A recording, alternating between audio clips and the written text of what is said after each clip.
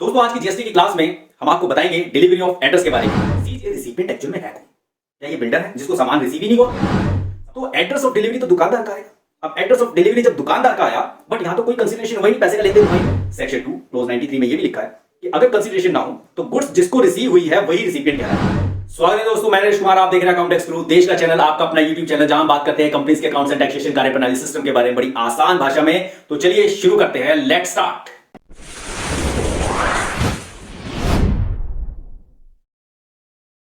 दोस्तों आज की जीएसटी की क्लास में हम आपको बताएंगे डिलीवरी ऑफ एड्रेस के बारे में। सीजीएसटी एक्ट के सेक्शन 2 क्लोज 2 में ये क्लियर कट लिखा हुआ है कि डिलीवरी ऑफ एड्रेस क्या होता है। दोस्तों इसमें हम बड़े ही आसान तरीके से आपको ये बताने वाले हैं डिलीवरी ऑफ एड्रेस क्या होता है। देखिए क्या होता है कि दिल्ली की एक कंपनी जो रजिस्टर्ड है, जीएसटी नंबर उसने लिया हुआ है, और करनाल का एक बिल्डर है जो काफी सारी बिल्डिंगों को कंस्ट्रक्ट करता है। वो दिल्ली की कंपनी को ऑर्डर देता है और कहता है कि मुझे इतना मटेरियल चाहिए। दिल्ली की कंपनी उसे ऑर्डर उस ऑर्डर को एक्सेप्ट करती है और माल को डिलीवर करने के लिए यस कर देती है। लेकिन बिल्डर कहता है जी माल मेरी साइट पर उतारना है और वो पानीपत में है, मतलब दिल्ली और करनाल के बीच में जो पानीपत आता है, वो सारा सामान आपको वहां पर मेरी एक साइट पर उतारना है। तो ऐसे में क्वेश्चन ये होता है कि जब दिल्ली की कंपनी इनवॉइस बनाएगी तो उस पर डिलीवरी ऑफ एड्रेस क्या लेगी, पानीपत या फिर करनाल? अब है ना कंफ्यूजन वाला ना। ऐसे ही मुझे भी काफी कंफ्यूजन हुई कि भाई दिल्ली की कंपनी करनाल के बिल्डर को सामान सेल कर रही है, बट डिलीवरी ऑफ एड्रेस क्या लेगी? क्योंकि बिल्डर ने तो कंडीशन लगा दी कि भैया माल वहां उतारना है, तूने उसको बोल दिया, उसने कहा ठीक है उतार दे। लेकिन डिलीवरी ऑफ एड्रेस क्या ले, करनाल या पानीपत? कंफ्यूजन है। तो इस कंफ्यूजन को दूर करने के लिए जब हमने सीजीएसटी एक्ट के सेक्शन 2 में क्लोज 2 पढ़ा और वहां लिखा था डिलीवरी ऑफ एड्रेस, इस डेफिनेशन को जब हमने पढ़ा तो सारा क्लियर हो गया। देखिए डिलीवरी ऑफ एड्रेस सुनने में कॉमन वर्ड है, लेकिन जब आप जीएसटी में वर्किंग कर रहे हो तो आपको जीएसटी के हिसाब से चलना है। जीएसटी जैसा कहेगा उसी हिसाब से इसको इंटरप्रेट किया जाएगा। आप अपने हिसाब से इसको इंटरप्रेट नहीं कर सकते। अगर आपने ऐसा किया तो कोई भी आपकी बात नहीं मानेगा। हर कोई यही कहता है भाई जीएसटी में कहां लिखा है कि आप जो कह रहे हो वो सही है, ठीक है। अगर आप जीएसटी में काम कर रहे हो और जीएसटी के हिसाब से काम कर रहे हो, फिर तो आप किसी को भी चैलेंज कर दो, आप में कॉन्फिडेंस होगा, आपके काम करने में, मतलब आपके काम करने का तरीका वही होगा जो जीएसटी कहता है। तो आप किसी भी काम को कॉन्फिडेंस के साथ करोगे और किसी को भी चैलेंज कर सकते हो। कोई आपको चैलेंज नहीं करेगा, क्योंकि कोई आपको बोलेगा कहां लिखा है जीएसटी में, आप बता सकते हो भाई delivery of address section 2 close 2 में लिखा हुआ है। अब उसमें क्या लिखा है? उसके अंदर लिखा है कि मींस का मतलब, उसमें मींस लिखा है, मींस मतलब जो इसमें लिखा है उसका मतलब वही है, उसके अलावा कुछ नहीं है। अब इसमें लिखा है, इसमें 3 शब्द आते हैं, recipient, tax invoice, registered person. अब रजिस्टर्ड पर्सन तो आपको पता है जो जीएसटी में रजिस्टर्ड है, जीएसटी नंबर लिया हुआ है, दिल्ली की कंपनी रजिस्टर्ड है, उसने जीएसटी नंबर लिया हुआ है। जब वो माल डिलीवरी करती है एक रिसिपिएंट को जो करनाल का बिल्डर है, अब वो क्या उसमें लिखा हुआ है? उसमें लिखा है कि जो रजिस्टर्ड पर्सन है जब वो डिलीवरी करेगा गुड्स की या सर्विस की या दोनों की किसी व्यक्ति को, और जो व्यक्ति उस मतलब कि उस सामान को ले रहा है वो रिसिपिएंट होगा, मतलब बिल्डर रिसिपिएंट है। तो रजिस्टर्ड पर्सन जब रिसिपिएंट को गुड्स या सर्विस की डिलीवरी करेगा तो रिसिपिएंट का address he delivery of address होगा, ऐसा लॉ में लिखा है, ठीक है। तो टैक्स इनवॉइस में जिस पे जीएसटी लगा हो उसे टैक्स इनवॉइस कहेंगे। तो जो दिल्ली की कंपनी बिल्डर के नाम टैक्स इनवॉइस बनाएगी उसके ऊपर डिलीवरी ऑफ एड्रेस लिखेगी, और डिलीवरी ऑफ एड्रेस उस बिल्डर का आएगा क्योंकि वो बिल्डर रिसिपिएंट है। अब बात यही खत्म नहीं हुई, भाई रिसिपिएंट वो है, बट लेकिन डिलीवरी तो पानीपत में हुई है, रिसिपिएंट जो है वो है बिल्डर। तो ये रिसिपिएंट एक्चुअली में बिल्डर है या वो साइट जहां पर वो मतलब डिलीवरी की गई पानीपत में? तो रिसिपिएंट की डेफिनेशन को समझने के लिए हमने जीएसटी को दोबारा से पढ़ा कि रिसिपिएंट एक्चुअल में है कौन। क्या ये बिल्डर है जिसको सामान रिसीव ही नहीं हुआ?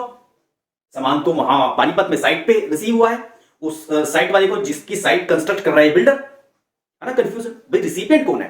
क्या पानीपत की वो साइट जिसकी वो साइट है वो पर्सन, या फिर ये बिल्डर?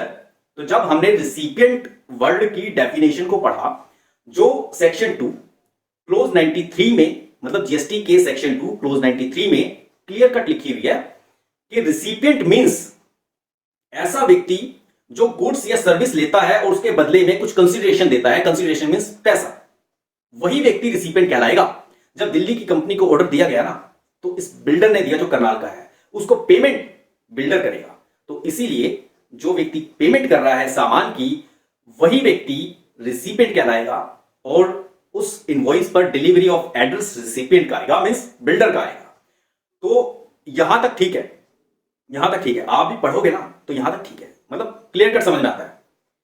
लेकिन वहां पर 93 में एक बात और भी लिखी है, इसमें ना मतलब दो बातें हो रही हैं, दो बातें हो रही हैं कि जो अगर मतलब एक व्यक्ति गुड्स और सर्विस ले ले और पैसे ना दे तो फिर मतलब फिर डिलीवरी ऑफ एड्रेस किसका आएगा, ठीक है ना। अगर ये पैसे ना देता तो डिलीवरी ऑफ एड्रेस किसका आता, क्योंकि यहां तो ये बोला गया कि जो गुड्स और सर्विस ले और पैसे दे, कंसिडरेशन दे, जो पैसे देगा डिलीवरी ऑफ एड्रेस उसी व्यक्ति का आएगा। बट अगर पैसे का लेन देन हो ही ना, कंसिडरेशन हो ना, विदाउट पैसे अगर गुड्स डिलीवरी हो जाए तो अभी उस केस में होता है जब कंपनी किसी के पास जाए और कहे भाई साहब मैं इस कंपनी से हूं, मतलब उसका जो सेल्समैन है वो आए और कहे मैं इस कंपनी से आया हूं और ये हमारा प्रोडक्ट है और ऐसे ऐसे मतलब बोलता है, तो कहता भाई नई कंपनी हो और इसकी डिमांड भी नहीं है मार्केट में तो हम तो आपका प्रोडक्ट लेते नहीं। कंपनी का सेल्समैन उस दुकान वाले के पास जाकर बोलता है कि आप हमारा ये प्रोडक्ट अपनी दुकान में रख लीजिए, बिक जाएगा तो पेमेंट दे देना, नहीं तो मत देना। कहता है ना ना भाई ना, नई कंपनी है, यहां रखकर खामोखाई मतलब एक्सपायर हो जाए माल, कुछ हो जाए ना, हमें नहीं रखना। तो फिर कहता है जी फिर कैसे करें। दुकानदार कहता है कि भाई ऐसा है, सामान रख दो, बिक जाएगा तो मुझे कमीशन दे देना, मुझे तुम्हारे माल में ज्यादा कोई इंटरेस्ट नहीं है, कमीशन दे देना, बस कमीशन दे देना। तो कंपनी ने कहा ये ठीक है, कोई दिक्कत नहीं भाई, नई कंपनी है, कॉम्प्रोमाइज तो करना पड़ेगा। वो कहते हैं चलिए ठीक है। कंपनी कहती है या तो आप कमीशन के पैसे ले लीजिए या उसके बदले कोई प्रोडक्ट ले लीजिए हमारा ही। तो दुकान वाला कहता है ठीक है देखेंगे जैसा सिचुएशन के हिसाब से। तो क्या हुआ कि कंपनी ने उसके वहां पर अपना स्टॉक रख दिया। अब जब स्टॉक रखा तो दिल्ली से उस दुकान के पास जाने में बिना डॉक्यूमेंट के तो जाएगा नहीं। अब डॉक्यूमेंट में कोई नाम तो होना चाहिए ना, कोई नाम तो होना चाहिए। अब दुकानदार तो पैसे देने को तैयार है, कहता मैं तो देता नहीं, माल बिकेगा तो जिस कस्टमर को बेचेंगे उस कस्टमर के नाम पे बना देना और उसको माल दे देना, मेरे को मेरी कमीशन दे देना, चाहे वो आप उसके बदले कोई सामान दे देना या पैसे दे देना। तो यहां पर कोई कंसिडरेशन तो हो नहीं रहा, पैसे का लेन देन तो हो नहीं रहा, उसने तो देने से साफ मना कर दिया कि भाई जो भी कस्टमर होगा उसको आप उसके नाम से बिल बनाना, वो आपको पैसे देगा, आप मतलब कि उसी के नाम से बिल बनाना, हमारे नाम से मत बनाओ। तो ठीक है जी, कंपनी ने यस कर लिया। अब कंपनी ने जब क्या हुआ इस केस में कि सामान जब कहां पहुंचाएगा, डायरेक्ट कस्टमर को तो पहुंचा नहीं सकता, अभी तो इसी दुकान पे रखेगा। जब वहां से सामान चला दिल्ली से तो बिल के ऊपर, इनवॉइस के ऊपर एड्रेस तो लिखना था ना। अब यहां पर डिलीवरी दुकानदार को की जा रही है तो एड्रेस ऑफ डिलीवरी तो दुकानदार का आएगा। अब एड्रेस ऑफ डिलीवरी जब दुकानदार का आया बट यहां तो कोई कंसिडरेशन हुआ ही नहीं, पैसे का लेन देन हुआ ही नहीं, तो यहां पर रेसिपिएंट कौन होगा फिर। तो उन्होंने कहा कि ऐसी सिचुएशन में जो मतलब कि जब कंसिडरेशन ना हो, पैसे का मतलब कि उसके अगेंस्ट में पैसा ना दिया जाए, तो जो मतलब कि जिसको गुड्स मिली हैं वो ही रिसिपिएंट कहलाएगा ऐसे केस में। तो एक तो केस ये हो गया, इसमें क्या हुआ कि अब ये रिसिपिएंट हो गया। अब इसके बाद एक केस हो लेते हैं, यही सामान जब बिक गया, कस्टमर ने इसे पसंद कर लिया, तो दुकानदार ने बताया कि भैया गारंटी वारंटी सब कंपनी की है, पैसे कंपनी को देने हैं, ठीक है। कुछ टाइम के लिए पैसे दुकानदार ने होल्ड कर लिए कि भाई आप मेरे को दे दो, आपका इनवॉइस बनवा देते हैं। कंपनी डायरेक्ट कंपनी का सॉफ्टवेयर वगैरह लॉगिन वगैरह किया, वहीं पर जो भी गुड्स थी वो वहीं पर इनवॉइस बना दिया दुकानदार ने, या फिर उसको फोन किया कंपनी को जी एक इनवॉइस बना दो, आपका ये माल डिलीवर हो रहा है। या फिर उसके सॉफ्टवेयर को दुकानदार भी एक्सेस कर सकता था, एक एक्सेस उसे दिया हुआ था कि भाई आप आईडी पासवर्ड डाल के इनवॉइस यहीं से काट देना, डायरेक्ट हमारी कंपनी की सेल मानी जाएगी वो। तो उन्होंने कहा ठीक है। तो ऐसे केस में जब गुड्स कस्टमर को दे दी, इनवॉइस कस्टमर के नाम जनरेट हो गया, अब दुकानदार ने कहा भाई मेरा कमीशन। तो ऐसे केस में क्या हुआ कि उन्होंने कहा सामान ले लो या कमीशन पैसे ले लो। तो ऐसे केस में उन्होंने कहा चलो सामान दे दो, क्योंकि सामान की वैल्यू ज्यादा थी, सामान की वैल्यू ज्यादा थी, कंपनी कह रही हमारा स्टॉक निकल जाएगा। तो क्या हुआ कि दुकानदार ने कहा मुझे ये इसके बदले में ये मतलब कि उन्होंने बताया कि भी इतनी सेल पर आपको ये मिलेगा। तो उन्होंने कहा ठीक है, मुझे ये एलईडी टीवी चाहिए 50 इंच की, वो मतलब कि उसमें वो प्रोडक्ट था, तो मुझे ना 50 इंच की एलईडी चाहिए। तो कंपनी ने कहा ठीक है। अब ये देखो ये एक और नया केस है, कंपनी ने 50 इंच की एलईडी को फिर डिलीवर किया उस दुकान वाले के पास। अब ऐसे केस में वो उस प्रोडक्ट को दुकानदार को दे रहे हैं, दुकानदार को, बट कंसीडरेशन नहीं है, कंसीडरेशन है ही एक तरह से उसको जा रहा है, बट उसके बदले उसको पैसे नहीं मिल रहे, कंपनी को कोई पैसे नहीं दिए जा रहे। तो विदाउट कंसीडरेशन जब गुड्स दुकानदार के पास गया, तो ऐसे केस में अब रिसिपिएंट कौन, मतलब डिलीवरी ऑफ एड्रेस क्या होगा, डिलीवरी ऑफ एड्रेस अब उस रिसिपिएंट को ही माना जाएगा। उसमें ये भी लिखा है क्लोज 93 में, मतलब कि सेक्शन 2 क्लोज 93 में ये भी लिखा है कि अगर कंसिडरेशन ना हो तो गुड्स जिसको रिसीव हुई है वही रिसिपिएंट कहलाएगा। तो मतलब सारा खेल गुड्स ऑफ डिलीवरी के लिए रिसिपिएंट का है कि रिसिपिएंट को पहचानना है कि रिसिपिएंट कौन है। जब रिसिपिएंट पकड़ में आ जाएगा तो डिलीवरी ऑफ एड्रेस भी समझ में आ जाएगा कि डिलीवरी ऑफ एड्रेस क्या है। तो जीएसटी में डिलीवरी ऑफ एड्रेस का मतलब इन 3 हिस्सों में है कि पैसा जो देगा वो रिसिपिएंट है, और डिलीवरी ऑफ एड्रेस वही है कि गुड्स और सर्विस रिसिपिएंट को दी जाए रजिस्टर्ड पर्सन के थ्रू, तो जो रिसिपिएंट होगा उसी के एड्रेस को डिलीवरी ऑफ एड्रेस कहा जाएगा। और अगर कंसीडरेशन नहीं है तो जिसको गुड्स मिलेगी या सर्विस मिलेगी वो रिसिपिएंट होगा। तो जो डिलीवरी ऑफ एड्रेस है वो रिसिपिएंट का माना जाएगा ना। तो रिसिपिएंट आपको समझ में आ गया, पैसा देगा वो रिसिपिएंट है, और पैसा नहीं है इस केस में तो जिसको गुड्स मिल रही हैं, सर्विस मिल रही है, वही रिसिपिएंट है। तो डिलीवरी ऑफ एड्रेस जो है वो रिसिपिएंट का माना जाएगा। मतलब कि पूरा ऑल ओवर जो भी मैंने समझाया उसमें रिसिपिएंट का ही address delivery of address consider किया जाएगा। अब ये सारी चीजें लॉ में जहां लिखी हुई हैं उसके लिए मैं आपको थोड़ा सा कंप्यूटर स्क्रीन पर ले चलता हूं और दिखाता हूं कि सीजीएसटी एक्ट 2017 के सेक्शन 2 के क्लोज 2 और 93 में ये बात कहां लिखी हुई है। उसके लिए चलते हैं हम कंप्यूटर स्क्रीन पर, थोड़ा सा समझते हैं। चलिए गूगल में फटाफट से लिखते हैं cbic.gov.in, एंटर करते हैं। ये वेबसाइट ओपन हो गई है central board of indirect tax and custom की। यहां पर जीएसटी पर क्लिक करेंगे, यहां पर जीएसटी पर आएंगे और ये एक्ट और रूल पर क्लिक करेंगे। उसके बाद एक नया पेज ओपन हो जाएगा। यहां पर लिखा है जीएसटी पर क्लिक करेंगे, एक्ट पर क्लिक करेंगे यहां पर, और उसके बाद यहां पर देखिए आपके सामने लिखा है central goods and service tax act 2017।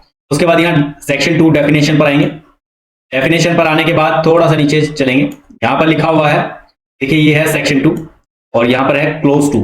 Close 2 में लिखा हुआ है एड्रेस ऑफ डिलीवरी। अब एड्रेस ऑफ डिलीवरी यहां लिखा है means the address of recipient. देखिए रिसिपिएंट की बात की जा रही है, जैसा कि मैंने आपको बता दिया था कि एड्रेस ऑफ रिसिपिएंट ही यहां पर डिलीवरी ऑफ एड्रेस है। अब रिसिपिएंट कौन? जिसको गुड्स एंड सर्विस मतलब के डिलीवर की गई हो, और इंडिकेट ऑन टैक्स इनवॉइस, मतलब उस एड्रेस को टैक्स इनवॉइस पर इंडिकेट किया गया। इंडिकेट मींस टैक्स इनवॉइस के ऊपर उस एड्रेस को मेंशन किया गया है, और जो इशूड किया गया हो बाय रजिस्टर्ड पर्सन, जो जैसा कि वो दिल्ली की कंपनी थी, रजिस्टर्ड पर्सन थी, के थ्रू इशू किया गया वो डिलीवरी, ठीक है, सच एज गुड्स और सर्विस, जो भी मतलब गुड्स या सर्विस उसने दी है उसके लिए। लेकिन अब यहां पर रिसिपिएंट कौन है, ये मेन फाइट थी कि रिसिपिएंट को पहचानना था यहां पर, क्योंकि सिर्फ लिख दिया एड्रेस ऑफ डिलीवरी। अब यहां जो रिसिपिएंट है यहां लिखा ना एड्रेस ऑफ रिसिपिएंट। अब रिसिपिएंट कौन है? जब रिसिपिएंट हमने देखा, हमने रिसिपिएंट को पहचानने के लिए जीएसटी में रिसिपिएंट किसको कहा गया है, हमने यहां पर हमने फाइंड किया रिसिपिएंट। तो जब हमने रिसिपिएंट फाइंड किया और एंटर किया तो यहां पर ना रिसिपिएंट जो वर्ड है वो यहां पर रिसिपिएंट की डेफिनेशन 93 में दी हुई है। यहां ये लिखा है रिसिपिएंट, यहां लिखा है क्लोज 93। ये कहता है रिसिपिएंट ऑफ सप्लाई। ये रिसिपिएंट जो है ना सप्लाई ऑफ गुड्स और सर्विसेज मींस, मतलब जिसको गुड्स और सर्विस की सप्लाई की जाए वो रिसिपिएंट है। बट नीचे सब क्लोज दिया हुआ ए। अब सब क्लोज में ए में लिखा हुआ है वेयर कंसिडरेशन मींस पैसा इज पेबल, ठीक है, फॉर सप्लाई ऑफ गुड्स और सर्विस या बोथ, और बोथ मतलब गुड्स दें या सर्विस दें या दोनों ही दें, ठीक है। कंसिडरेशन होना चाहिए, कंसिडरेशन पेबल होना चाहिए, पैसा मतलब पेबल होना चाहिए गुड्स और सर्विस की सप्लाई के लिए, ठीक है। The person who is liable to pay. अब देखिए इसमें लिखा है the person who is liable to pay, मतलब जो लाइबल है देने के लिए, जो पेमेंट देगा, जिसकी लाइबिलिटी बनती है, the person who is liable to pay, वही रिसिपिएंट है। दैट कंसिडरेशन, उस कंसिडरेशन के लिए, उस पैसे के लिए जो सामान सर्विस दी है उसके बदले में जो पैसा देना है उसके लिए जो लाइबल है वही व्यक्ति पर्सन कहलाएगा। और एक दूसरे केस में लिखा है where consideration is payable for the supply of goods, ठीक है, the person to whom goods और सर्विस डिलीवर्ड मेड अवेलेबल और टू हुम पोजेशन, और इसमें लिखा है goods is given the good, इसमें लिखा है the goods is given more available. फिर आगे लिखा है सी पार्ट में, ये सब क्लोज सी में लिखा है वेयर नो कंसिडरेशन। यहां पर ये भी बात की गई वेयर नो कंसिडरेशन, जहां पैसे, जहां बदले में कोई पैसा ना दिया जाए, no consideration is payable, no consideration is payable, कोई पेबल ना हो, मतलब कि उस गुड्स और सर्विस के बदले कोई पेबल ना हो, कोई पैसे की बात ना की जाए, ठीक है, for the supply of goods, ठीक है, the person whom the service is rendered, जिसको सर्विस दी गई है, ठीक है, and any reference to a person whom a supply is made shall be, ये लिखा है shall be construed, construed means understood, shall be understood, shall be construed, construed means होता है understood, understand, shall be construed, shall be understood, उसे समझा जाएगा, ऐसा समझा जाएगा as a reference, reference समझा जाएगा to the recipient, उसे recipient का reference समझा जाएगा, ठीक है, the supply and shall includes on agent acting as such behalf of the recipient, मतलब एजेंट भी इसमें इंक्लूड किया गया है, एजेंट को भी रिसिपिएंट माना जाएगा, ठीक है, गुड्स एंड सर्विस और बोथ सप्लाइड।